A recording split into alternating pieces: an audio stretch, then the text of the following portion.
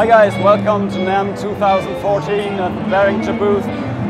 Even though it's pretty loud over here, I'd like to give you a brief introduction to the new features of the X32. We released the new firmware 2.0 yesterday, and it's got a wealth of new features that I'll briefly run through.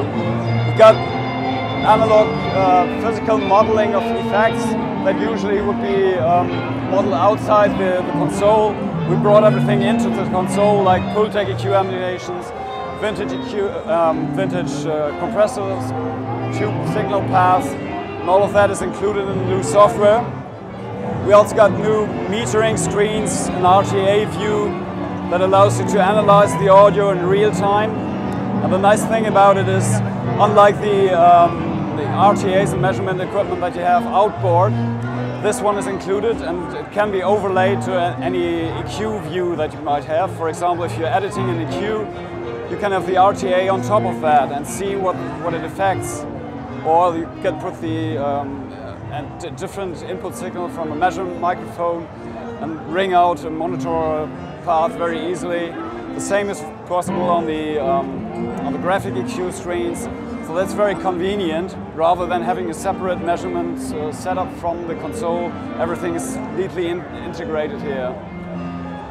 There's also a new technology from TurboSound coming up in the loudspeakers called the IQ series of loudspeakers, which we integrated into the console surface. So now the P16 Ultranet bus is capable of addressing the loudspeakers from TurboSound on 16 different channels on one Cat5 cable. So you can have a bunch of different cabinets, select the type of cabinet that's connected there, and according to the application you could choose the suitable presets, and you can even do modelings of famous loudspeakers in the same range. So that's really a new approach which we call acoustic integration.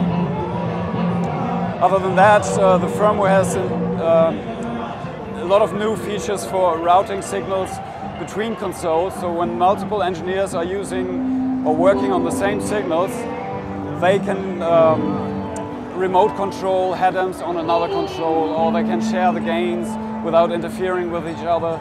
So there's a lot of small incremental improvements that we made.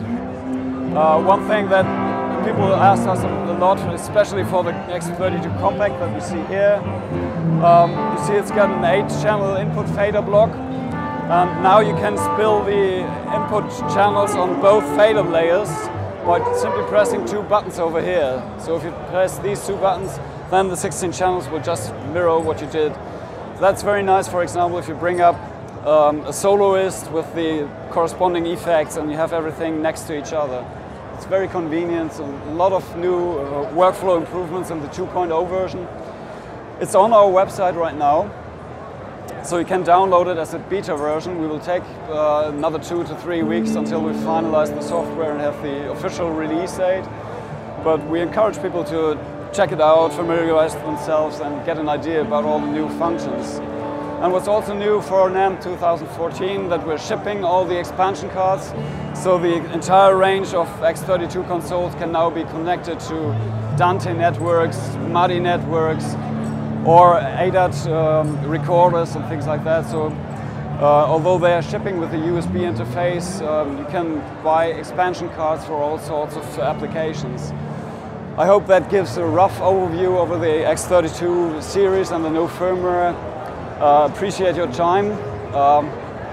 Good luck for looking around on NAMM 2014. Say goodbye from the Behringer booth. Cheers.